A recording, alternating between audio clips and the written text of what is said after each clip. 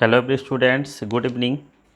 आज हम सभी लोग नया चैप्टर क्लास 12th का स्टार्ट करेंगे। हम लोगों ने चैप्टर 1 अच्छे से पढ़ लिया है, ठीक है, लगभग 8 लेक्चरों में। और आज से हम नया चैप्टर, ठीक है, चैप्टर 2 स्टार्ट करेंगे। आपके रिप्रोडक्शन यूनिट में क्लास 12th में मैंने सारा सिलेबस आपको समझाया, जहाँ पर आपका चैप्टर 2 जिसे हम sexual reproduction in flowering plant या फिर हिंदी में इसे पुष्पी पादपों में लैंगिक जनन कहते हैं, इसके बारे में हमें पढ़ना है। प्रीवियस ईयर में पहले मैं इंपॉर्टेंस इस चैप्टर का बता देता हूँ। प्रीवियस ईयर में यानी पिछले सत्र में बोर्ड एग्जाम इस चैप्टर से 26.5 यानी लगभग 27 नंबर के करीब 70 नंबर में से क्वेश्चन पूछ चुका है। तो यह चैप्टर बोर्ड एग्जाम की दृष्टि से अति महत्वपूर्ण है। और इस चैप्टर का ये मैं पहला लेक्चर आपको प्रोवाइड कर रहा हूँ, जो एक बेसिक लेक्चर होगा इस चैप्टर के लिए, जिसमें आप ये जानोगे कि sexual reproduction in flowering plant क्या होता है और सेक्सुअल रिप्रोडक्शन के लिए मेन स्ट्रक्चर क्या होता है। तो आइए हम शुरू करते हैं कि sexual reproduction in flowering plant का मतलब क्या है। सबसे पहले अगर हम चैप्टर को देखें तो ये दो भागों में बंट जाएगा। पहले चैप्टर का अर्थ समझिएगा। पहला पुष्पी पादप फ्लावरिंग प्लांट, ठीक है, और दूसरा अगर हम बात करें तो लैंगिक जनन यानी सेक्सुअल रिप्रोडक्शन। तो पहले तो लैंगिक जनन जानो, जो आपको चैप्टर 1 में मैंने पढ़ाया, शुरू में भी पढ़ाया और लास्ट टाइम में भी लैंगिक जनन पर डिस्कस किया था कि लैंगिक जनन क्या होता है। अगर आपने वीडियो नहीं देखा है तो मैं रिक्वेस्ट करूँगा वो चैप्टर 1 का सारा वीडियो अवश्य देख ले। अब लैंगिक जनन क्या होता है, देखिए, जब किसी भी नर व मादा दो जनकों के द्वारा नए संतति का निर्माण किया जाए तो ऐसे जनन को हम लैंगिक जनन कहते हैं। लाइक मेल और फीमेल की बॉडी से गैमीट बने, देन वो फर्टिलाइज करे, निषेचित करे, फिर उसमें विभाजन हो और नए संतति का निर्माण हो जाए, तो यह जनन लैंगिक जनन कहलाएगा। जैसे कि गाय, भैंस, कुत्ता, बिल्ली, सुअर, मनुष्य इत्यादि में पाया जाएगा और कुछ हायर प्लांट में पाया जाता है, जो हम डिस्कस करने ही जा रहे हैं। तो लैंगिक जनन क्या, ये बात आपको समझ में आई होगी। दूसरी इंपॉर्टेंट बात है इस चैप्टर का कि फ्लावरिंग प्लांट क्या होते हैं, पुष्पी पादप किसे कहते हैं। इस ब्रह्मांड में, इस नेचर में अनेक कैटेगरी के प्लांट हैं, जिनको क्लासिफिकेशन के चैप्टर में हम लोग पढ़ते हैं कि प्लांट को 5 टाइप में कैटेगराइज किया गया है। जैसे कि अगर हम बात करें फर्स्ट ऑफ ऑल तो Thallophyta, bryophyta, Pteridophyta, gymnosperm, angiosperm, इस प्रकार 5 कैटेगरी के अलग अलग प्लांट होते हैं। अब इम्पोर्टेंट बात यह है कि इन 5 कैटेगरी के प्लांट में, पादपों में फ्लावर का ओरिजिनेशन नहीं होता है। केवल कुछ प्लांट्स ऐसे हैं जिनमें फ्लावर डेवलप करता है, इसलिए उन्हें हम पुष्पी पादप कहते हैं। अब अगर हम बात करें पुष्पी पादप की तो इसके अंतर्गत एंजियोस्पर्मिक प्लांट आते हैं, जिन्हें हम, ठीक है, मुख्य रूप से एंजियोस्पर्मिक प्लांट को आवृत बीजी पादप कहते हैं। तो इस चैप्टर का मतलब क्या है कि हम आवृत बीजी पादपों में लैंगिक जनन पढ़ने जा रहे हैं, यानी सेक्सुअल रिप्रोडक्शन पढ़ने जा रहे हैं, जो एंजियोस्पर्मिक प्लांट में प्रेजेंट होगा। अब ये बात आपको चैप्टर के लिए समझ में आई कि चैप्टर का मतलब क्या होता है। आगे बढ़ेंगे, देन हम ये जानते हैं कि एक प्लांट में कितना पार्ट होता है। किसी भी प्लांट की मैं अगर बात करूं, जनरली बहुत ही बेसिक समझो इस बात को कि एक पादप में कितने भाग होते हैं। तो मान लेते हैं यह कोई एक प्लांट है, इस प्लांट में लोअर पोर्शन में सॉइल के अंदर रूट होगी। अब ये आपको बहुत ही बेसिक समझाया जा रहा है, इसको समझना अति आवश्यक है। देन हॉरिजॉन्टल पोर्शन में एक स्टेम होगा, देन अपर पोर्शन में लीफ होगी, मान लेते हैं। इसके अलावा फ्लावर होगा और इसके अलावा फ्रूट होगा, यानी लीफ पाई जाएगी, ठीक है, देन इसके अलावा फ्रूट पाया जाएगा, देन इसके अलावा फ्लावर पाया जाएगा, ठीक है। एक फ्लावर्स यानी एक प्लांट के अंदर कुल इतनी संरचनाएं होती हैं। बट अगर हम बात करें रूट की यानी जड़, हम तने की बात करें यानी स्टेम, हम लीफ की बात करें यानी पत्ती की, तो ये 3 ऐसे पार्ट फ्लावर प्लांट के होंगे जो मुख्य रूप से वो वेजिटेटिव पार्ट कहलाएंगे, यानी ये कायिक भाग होते हैं, जो हमने चैप्टर 1 में भी इस पर डिस्कस किया। बट अगर प्लांट का जो मुख्य पार्ट है उसे हम फ्लावर कहते हैं या पुष्प कहते हैं, और पुष्प के अंदर ही गैमीट फॉर्मेशन होता है, गैमीट का फ्यूजन होता है। देन उसके अलावा न्यू ऑर्गेनिज्म के रूप में सीड को डेवलप किया जाता है।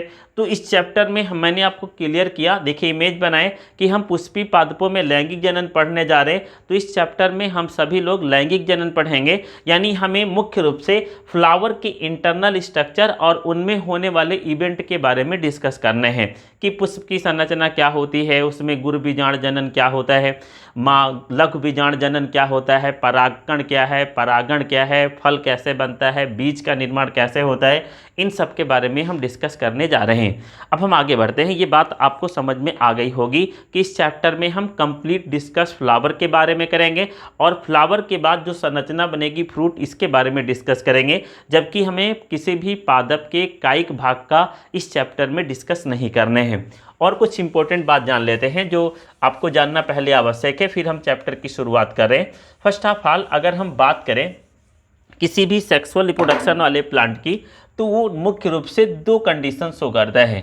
एक पार्ट शो करता है जिसे हम स्पोरोफिटिक कंडीशन कहते हैं, यानी एक प्रोसेस होगी जो स्पोरोफिटिक कंडीशन शो करता है, जिसे हम मुख्य रूप से बीजाणुद्भिद कहते हैं। ठीक है, ध्यान से समझिएगा। एंड देन बीजाणुद्भिद के बाद में अगली स्टेज आती है जिसे हम गैमीटोफिटिक कंडीशन कहते हैं। ठीक है, गैमीटोफिटिक को हिंदी में हम, ठीक है, युग्मकोद्भिद कहते हैं। तो एक पुष्पी पादप के अंदर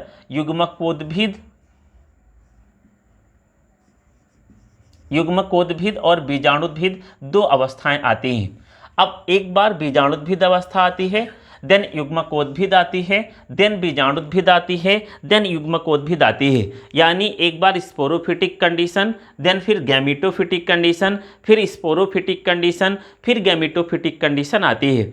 इस प्रकार की प्रक्रिया को अकॉर्डिंग टू बायोलॉजी हम अल्टरनेशन ऑफ जनरेशन या फिर इसे हम पीढ़ी एकांतरण हिंदी में कहते हैं। अब युग्मकोद्भिद और बीजाणुद्भिद का क्या मतलब है? प्लांट में एक बार स्टेम, रूट ऐसे पार्ट्स का डेवलपमेंट होता है, देन वह मैच्योर होकर, परिपक्व होकर सीड बनाते हैं, यानी बीज का निर्माण करते हैं। फिर बीज को जब शो ऑफ किया जाता है, यानी बीज पुनः नया युग्मकोद्भिद अवस्था यानी नए प्लांट को डेवलप करता है। तो एक बार तना, पत्ती, जड़ विकसित होता है, फिर बीज बनता है, फिर तना, पत्ती, जड़ विकसित होता है, फिर बीज बनता है। ये कंडीशन कंटिन्यू आवृत बीजी प्लांट में पाई जाती है, और भी कुछ प्लांट, ब्रायोफाइटिक प्लांट में, टेडोफिटिक में भी ये कंडीशन है। इस कंडीशन को हम अल्टरनेशन ऑफ जनरेशन कहते हैं। अब हम आगे बढ़ते हैं, यानी इस चैप्टर में अल्टरनेशन ऑफ जनरेशन के रूप में हमें आवृत बीजी पादपों का लैंगिक जनन पढ़ना है। आगे बढ़ेंगे। अगर हम बात करें इस चैप्टर में शुरुआत कहाँ से करना है, तो फर्स्ट ऑफ ऑल मैंने आपको चैप्टर का एक बेस बनाकर समझाया कि अगर किसी प्लांट की सेक्सुअल रिप्रोडक्शन की हम बात करें तो पादप में फ्लावर उसका रिप्रोडक्टिव पार्ट होता है, जननांग होता है। तो पहला लेक्चर जो हम पढ़ने जा रहे हैं पुष्प की संरचना के बारे में डिस्कस करेंगे कि पुष्प होता क्या है, पुष्प में, फ्लावर में क्या क्या प्रेजेंट होते हैं। अब अगर हम बात करें एक फ्लावर की, एक पुष्प की, समझिएगा इस बात को, तो एक फ्लावर या पुष्प का जो स्ट्रक्चर है, संरचना है, उसे हम एलएस सेक्शन में देख सकते हैं। और एक पुष्प में 4 चक्र प्रेजेंट होते हैं, यानी एक पुष्प के अंदर 4 होरल्स पाए जाते हैं, जिनको हम 4 भागों में, एक को कैलिक्स कहते हैं, दूसरे को हम कोरोला कहते हैं, तीसरे को हम एंडोसियम कहते हैं, और चौथे को हम गायनोसियम कहते हैं। यानी इस प्रकार अगर हम बात करें, फ्लावर के अंदर 4 पार्ट्स प्रेजेंट होते हैं, 4 चक्र प्रेजेंट होते हैं, जिन्हें हम कैलिक्स, कोरोला, एंडोसियम एंड गायनोसियम के रूप में जानते हैं। जिसमें से अगर हम बात करें कैलिक्स, कोरोला ये क्या है, एंडोसियम, गायनोसियम क्या है, तो इसके बारे में हम डिस्कस करेंगे। बेसिक बात ये जाने, पुष्प किसी भी पादप का जननांग होता है। पुष्प के अंदर 4 चक्र उपस्थित होते हैं, और ये चारों चक्र अपना अलग अलग रोल प्ले करते हैं पुष्प के अंदर, जिनके बारे में ही हमें पूरा चैप्टर पढ़ना है। अब हम आगे बढ़ते हैं। फर्स्ट ऑफ ऑल, अगर हम एक फ्लावर की संरचना को देखें तो एक पुष्प की संरचना के अंदर 2 चक्र यानी 2 प्रकार से भाग पाए जाते हैं। एक पार्ट होता है जिसे हम एसेसरी पार्ट कहते हैं, हिंदी में सहायक भाग कह सकते हैं। दूसरा पार्ट होता है जिसे हम नेसेसरी पार्ट कहते हैं, उसे हम मुख्य भाग, आवश्यक भाग या जनन भाग भी कहते हैं। एक पुष्प के अंदर 2 भाग प्रेजेंट होगा, एक को एसेसरी पार्ट कहते हैं और दूसरे को नेसेसरी पार्ट कहते हैं। एसेसरी पार्ट क्या होता है, ध्यान से समझेंगे। ऐसे पार्ट लैंगिक जनन में सहयोग करते हैं, खुद जनन नहीं करते, यानी ऐसा पुष्प का हिस्सा जो जननांग के दौरान, जनन तंत्र के बनने के दौरान उन जनन तंत्रों के जनन कोशिका के विकसित में सहयोग करेगा, परंतु वह खुद जनन नहीं करता है, इसलिए इसे सहायक भाग कहा गया। और इसके रूप में दो पार्ट होगा, एक तो कैलिक्स या बाह्यदल और दूसरा होगा कोरोला या दलपुंज। ये एक्सेसरी पार्ट के रूप में प्रेजेंट होता है। मैं जो समझा रहा हूँ ये आपको समझ में आ रहा होगा। फ्लावर का दो मुख्य भाग बटेगा, एक सहायक भाग और दूसरा मुख्य भाग। सहायक भाग ऐसा भाग होगा जो जनन करवाते हैं, करते नहीं हैं, जो मुख्य रूप से कैलिक्स और कोरोला के रूप में वर्क करते हैं। देन हम अगर दूसरे पार्ट की बात करें तो ये नेसेसरी मुख्य भाग, आवश्यक भाग या जनन भाग कहलाता है, रिप्रोडक्टिव पार्ट भी कहलाता है। ये लैंगिक जनन करता है जबकि खुद करवाता नहीं है, यानी ये लैंगिक जनन में भाग लेता है, स्वयं लैंगिक जनन करता है, दूसरों के ऊपर कुछ सहयोग जरूर लेता है, परंतु यह लैंगिक जनन करवाता नहीं है। इसके अंतर्गत दो पार्ट्स आते हैं, एक को हम एंडोसियम, हिंदी में पुंकेसर कहते हैं, इन सिंगुलर फॉर्म में पुमंग कहते हैं, और दूसरे को गायनोसियम, स्त्री केसर कहते हैं, ठीक है, जिसे हम मादा जननांग और नर जननांग के रूप में भी जानते हैं। अब हम डायग्राम की सहायता से एक फ्लावर का एलएस सेक्शन समझेंगे कि एक पुष्प के एलएस सेक्शन में क्या क्या प्रेजेंट होता है। अगर हम किसी एक पुष्प की बात करें और उस पुष्प के हमें सारे पार्ट को समझना हो तो उस पुष्प में हमें कैसी संरचना को देखना पड़ेगा। मान लो कि ये कोई एक फ्लावर है, हैंड्स को देखेंगे और इसको सामने से हम काट देते हैं तो हमें एलएस सेक्शन मिलेगा, यानी हमें उसका अनुलंब काट मिलेगा।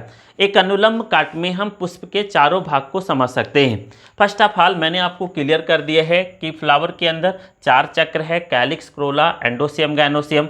तो सबसे पहले हम कैलिक्स की बात करें, ये पुष्प का सबसे बाहर पहला प्रथम चक्र होगा।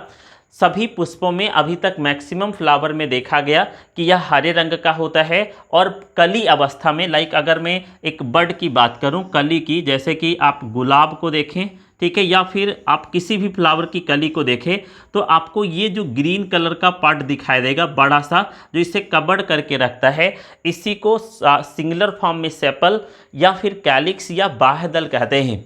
और यह ज़्यादातर प्लांट में ग्रीन कलर का होता है। इसकी संख्या अलग अलग पादपों में अलग अलग होती है। जैसे अगर हम बात करें गुड़हल, हिबिस्कस रोजा साइनेंसिस 5 पाया जाएगा, सोलेनम नाइग्रम मकोई में 5 पाया जाएगा, ब्रेसिका कैम्पेस्टिस में 4 पाया जाएगा, धतूरा स्ट्रोमोनियम में 5 पाया जाएगा, या फिर हम भंगरैया की बात करें 5 से 7 के बीच में हो सकता है। ऐसे अलग अलग फ्लावर में इसका नंबर्स अलग अलग होता है। इनके जो कार्य हैं ये दो होते हैं। जैसे कि अगर हम बात करें बडिंग स्टेज में ये प्रोटेक्टिव वर्क करते हैं, सुरक्षा का कार्य करते हैं, फ्लावर के मैक्सिमम पार्ट को बचाते हैं, जबकि आफ्टर फर्टिलाइजेशन, निषेचन के बाद ये नष्ट हो जाते हैं। कुछ प्लांट हैं, आगे हम इस पर डीप डिस्कस करेंगे जब इन्हें पढ़ेंगे। जैसे कि अगर हम बात करें एक प्लांट जिसे कहते हैं ब्रिंजल यानी बैंगन, और एक प्लांट की बात करें फ्रूट में, जैसे कि हम बात करें टोमेटो की, तो ब्रिंजल और टोमेटो जैसे प्लांट में इसे आफ्टर फर्टिलाइजेशन भी देखा जाता है। ये जो पार्ट है ये कैलिक्स ही है जो इसे तने से यानी किसी भी पादप के भाग से जोड़ने का कार्य करता है। देन इसके अलावा अगर हम सेकंड होरल की बात करते हैं तो सेकंड होरल जो होगा ये पुष्प का कोरोला कहलाता है। कोरोला को हिंदी में हम दलपुंज कहते हैं। ये पुष्प का सेकंड होरल होता है। इस पार्ट में कुछ विशेषताएं हैं वो जान लेते हैं। कोरोला के अंदर, ठीक है, सुगंध पाई जाती है, सबसे मोस्ट इम्पोर्टेंट बात है, ये बात ध्यान रखना है आपको। और सुगंध के अलावा इस भाग में मकरंद उपस्थित होता है। इसके अलावा यह रंगीन पार्ट होता है। मकरंद के अलावा ये पुष्प का रंगीन पार्ट होता है जो मनुष्य, कीट या अन्य प्राणियों को आकर्षित करने का कार्य करता है। दोबारा सुनेंगे, दलपुंज क्या है? ये पुष्प का रंगीन, सुगंध युक्त तथा मकरंद युक्त भाग होता है। इसके इनर पोर्शन में एक जूसी मटेरियल प्रेजेंट होता है जिसे मकरंद या नेक्टर कहते हैं, और जिसे अनेक प्रकार के कीट, मधुमक्खियाँ, बटरफ्लाई या बहुत भृंग प्रकार के कीट और सैनिक उसे शक करते हैं, चूसते हैं और पोषण ग्रहण करते हैं। साथ में इसमें सुगंध पाई जाती है और यह कलरफुल पार्ट होता है। इसका कार्य क्या है फ्लावर के अंदर? तो फ्लावर के अंदर ये परागण में सहायता करता है। इसके अलावा परागण में सहायता इसलिए करता है क्योंकि मकरंद की उपस्थिति के कारण अनेक कीट यहाँ पर आकर बैठते हैं। जब वो कीट यहाँ पर बैठते हैं तो पॉलिनेशन की प्रक्रिया उनके पोलन ग्रेन के ट्रांसफ़र करने से हो जाती है। तो this is the second part या सेकेंड होरल्स ऑफ फ्लावर। देन इसके बाद हम बात करें तीसरा चक्र, ठीक है। तो तीसरे चक्र को हम मुख्य रूप से, ठीक है, दो पार्ट्स को अगर जोड़ देते हैं तो पॉलन सेक और फिलामेंट होगा, बट उसे हम पुंकेसर कहते हैं या फिर पुमंग भी कहते हैं। अब अगर हम पुंकेसर की बात करें तो पुंकेसर में वैसे जनरली देखें इस फ्लावर के अंदर ये थ्रेड लाइक स्ट्रक्चर होगा जिसे हम पुतंतु कहेंगे, जबकि ऊपर की तरफ ये जो पार्ट्स होगा बड़ा सा उसे हम परागकोश कहेंगे। तो पॉलन सेक और फिलामेंट ये दोनों मिलकर पुंकेसर का निर्माण करते हैं। पुंकेसर को हम नर जनन तंत्र भी कहते हैं, यानी ये पुष्प का नर जनन तंत्र होता है। और इसके अलावा अगर हम एक पुंकेसर की संरचना को देखें, ऊपर एक बड़ा सा पॉलन सेक होगा जिसमें नीचे एक थ्रेड लाइक फिलामेंट होगा जो फ्लावर के पार्ट से जुड़ा होगा, और जिस भाग पर पराग कोश का हिस्सा पुतंतु से जुड़ता है उस भाग को हम कनेक्टिव या संयोजी भी कहते हैं। तो एक पराग कोश, एक पुतंतु, एक संयोजी, ये तीन हिस्से मिलकर पुंकेसर बनाते हैं और पुंकेसर को हम नर जनन तंत्र कहते हैं। आगे हम पढ़ेंगे इसी भाग में पराग कोश के अंदर पराग कणों का निर्माण होता है। परागकण नर जनन कोशिका या मेल गैमीट के रूप में कार्य करते हैं, जो हमें डीप इंटरनल सेक्शन में इस चैप्टर में अच्छे से लघु बीजांड जनन के रूप में पढ़ना है, ठीक है। तो this is the third whorls of flower. Then हम इसके बाद में चौथे चक्र की बात करेंगे। चौथा चक्र जो आपका ब्लू कलर का बनाया गया है, इसे हम हिंदी में स्त्री केसर कहते हैं, इंग्लिश में हम इसे गायनोसियम कहते हैं, और ये पुष्प का मादा जनन तंत्र होता है। अब अगर हम इसके पार्ट की बात करें तो इसका तीन हिस्सा, ठीक है, फ्लावर के अंदर प्रेजेंट होता है। ऊपर की तरफ निकला हुआ बड़ा सा भाग स्टिग्मा कहलाता है, उसके नीचे स्टाइल प्रेजेंट होता है, और उसके नीचे बड़ा सा फूला हुआ भाग पुष्प के इंटरनल बीचों बीच प्रेजेंट होता है जिसे हम ओवरी कहते हैं। तो स्त्री केसर या गायनोसियम पुष्प का चौथा भाग है। इसमें तीन मुख्य हिस्से होते हैं जिन्हें हम स्टिग्मा, स्टाइल और ओवरी कहते हैं, और ओवरी के अंदर कुछ छोटी छोटी स्पेशली संरचनाएं होती हैं जिन्हें हम ओब्यूल कहते हैं या बीजांड कहते हैं। और देखें ओब्यूल के अंदर एम्ब्रियो सेक पाया जाता है जिसके अंदर कंप्लीट फर्टिलाइजेशन की प्रक्रिया होती है, और फर्टिलाइजेशन के अलावा भ्रूण कोश का निर्माण भी होता है, ये हम आगे पढ़ेंगे। और बीज का निर्माण ओब्यूल से होता है, इंट्यूगमेंट से होता है, ये बातें भी हम आगे पढ़ेंगे। तो दोबारा सुनिएगा, पुष्प का चौथा चक्र स्त्री केसर है जो इंटरनल सेक्शन में प्रेजेंट होता है। इसके तीन भाग होते हैं जिन्हें हम कैलिक्स, जिन्हें हम वर्तिका, वर्तिकाग्र और अंडाशय कहते हैं। अंडाशय के अंदर अति सूक्ष्म संरचना बीजांड प्रेजेंट होती है, और बीजांड के अंदर भ्रूण कोश पाया जाता है जहां निषेचन की सारी घटनाएं पूर्ण होती हैं। तो this is the complete structure of flower. मैंने आज के फर्स्ट लेक्चर में आपको केवल पुष्प की संरचना पढ़ाई है। सेकंड लेक्चर में हम प्रयास करेंगे कि जो संरचना आप बोर्ड पर डायग्रामेटिक समझ पा रहे हो इसको हम आपको पुष्प के रूप में दिखाने का भी प्रयास करें। देन हम एक एक पोर्शन में एसेसरी पार्ट को तो थोड़ा सा ही लिखन समझेंगे, परंतु जो मेन पार्ट है नर व मादा जनन तंत्र, इसी के बारे में पूरा चैप्टर पढ़ना है, तो हम उसके इंटरनल सेक्शन पर एक एक पार्ट पर डिस्कस करते चले जाएंगे। अगर आप फर्स्ट टाइम हमारे चैनल से जुड़े हैं तो आपको मैं अवगत कर देता हूं कि चैप्टर 1 एक ऐसा चैप्टर बायोलॉजी का था जो आपके सिलेबस से इस सत्र में रिड्यूस है 23-24 में भी। तो आप अगर वो चैप्टर नहीं पढ़े तो आप कोई बात नहीं, बट अगर आप बोर्ड एग्जाम को ब्रेन में रखे हुए तो मैं रिक्वेस्ट करता हूँ चैप्टर 2 का कोई भी लेक्चर आप छोड़े ना, क्योंकि सारी बायोलॉजी के चैप्टरों को मैं केवल एक ही बार पढ़ा पाऊँगा, बार बार रिवाइज नहीं किया जा सकता है। और ये इतना इंपॉर्टेंट चैप्टर है कि 15 नंबर कम से कम हर साल बोर्ड एग्जाम में आपको देता है। तो इसके एक एक लेक्चर को जब आप क्लियर करेंगे तो सारी चीज़ें आपको अच्छे से समझ में आ जाएंगी। और अगर आपने पहले से पढ़ना जारी रखा है तो आप नोट्स ज़रूर बनाएं, ठीक है, और सारे लेक्चर को अटेंड करने का प्रयास करें। आपको लेक्चर भी एक निश्चित समय में प्रोवाइड किया जा रहा है जिससे आप आसानी से पढ़ सकें, और पूरे बायोलॉजी के एक एक चैप्टर के एक एक लेक्चर को पढ़ाया जाएगा। अगर आप कंसंट्रेट होकर सारा लेक्चर देखते हो तो आपको बुक ओपन करने की कोई आवश्यकता नहीं है। सारी चीज़ें आपको एक एक करके मैं स्टेप बाय स्टेप पढ़ाने का प्रयास कर रहा हूँ। साथ में वीडियो अगर आपको समझ में आती है तो अधिक लोगों तक शेयर करें, सब्सक्राइब करें और लाइक करें। धन्यवाद।